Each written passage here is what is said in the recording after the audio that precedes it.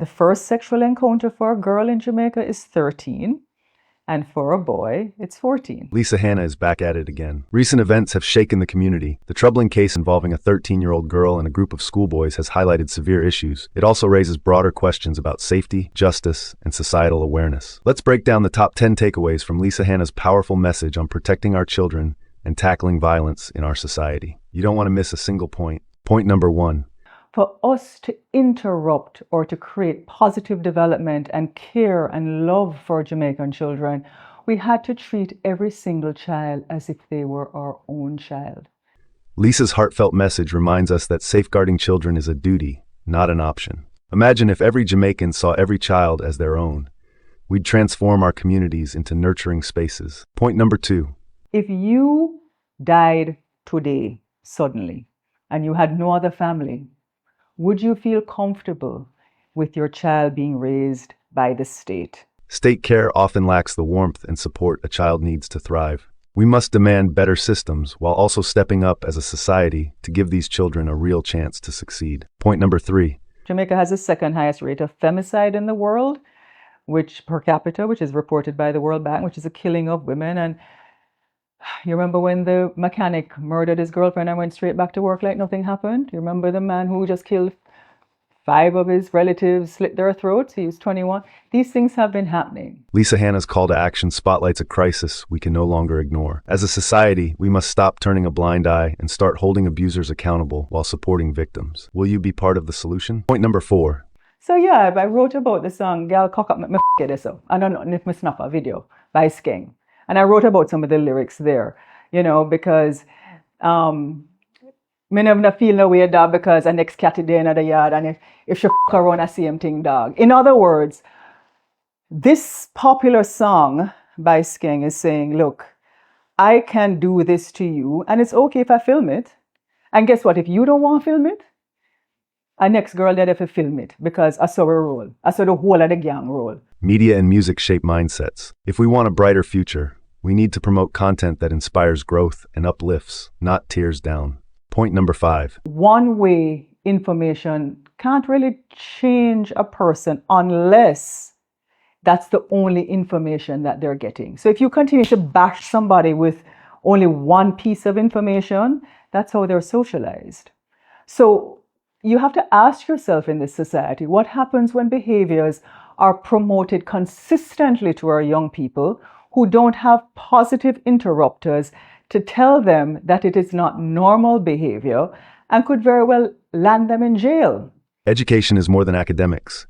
It's about instilling values, building character, and disrupting negative patterns before they take hold. Point number 6. To get to a society where we don't have men feeling that they can beat, sexually assault, rape, videotape, and having more schoolboys end up in jail, because I guarantee you it's going to continue that way unless we interrupt the process lovingly and with an understanding that parents need help at this point. And so we need to speak with those boys, mothers, and if they have fathers, some of them, because I understand that one doesn't, to see what has been happening in their home environments. Understanding a child's environment is key. To truly help, we must address the challenges they face at home and in their communities. Point number 7. Now, in a statement by the Child Protection and Family Services Agency, the CPFSA, used to be the Child Development Agency, it said that it's providing psychological intervention for the 13-year-old victim, and that they strongly condemn these acts that are despicable that was meted out to the little girl, and that the level of violence we continue to see being displayed towards our women is concerning, and it's disrespectful, and these maladaptive behaviors are not helping our communities and our societies. And we need to teach our young men that masculinity is not the same as with abuse, that abusing a woman is not macho. Yeah, it's a good statement. I looked through the statement and I was listening. Nowhere in that statement did it say that it was providing psychological intervention for the boys and for their families, or whether or not that would be provided, unless I missed it. So the boys have been charged and arrested, and that's the end of the story. Mental health resources and early intervention are life-saving tools. Let's focus on healing both victims and offenders to break the cycle of harm. Point number 8. We have to ask ourselves, because guess what? I still believe that every child in this country we must treat as our own. What if we were the parent of those boys? What if we were the parents of that girl?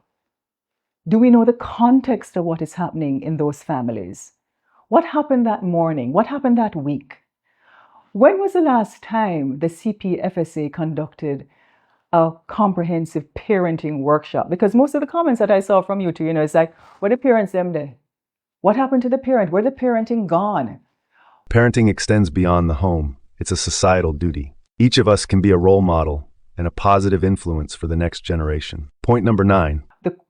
What should be happening before you walk in and castigate or chastise or write off those boys? We should have psychologists meeting with the boys to understand what led them to do this and whether they understood the consequences of their behavior. Punishment alone doesn't create change. Rehabilitation gives young people the tools to learn, grow, and make better choices for the future. What I saw in that video were children. And what I saw were children doing something that they did not know the repercussions were going to be so devastating to them with the consequences as teenagers. Do we completely write them off now as teenagers with their life completely ahead of them? Or do we try and pull it back with rehabilitation? Yeah, they did wrong, and they should have consequences for doing wrong. And finally, point number 10.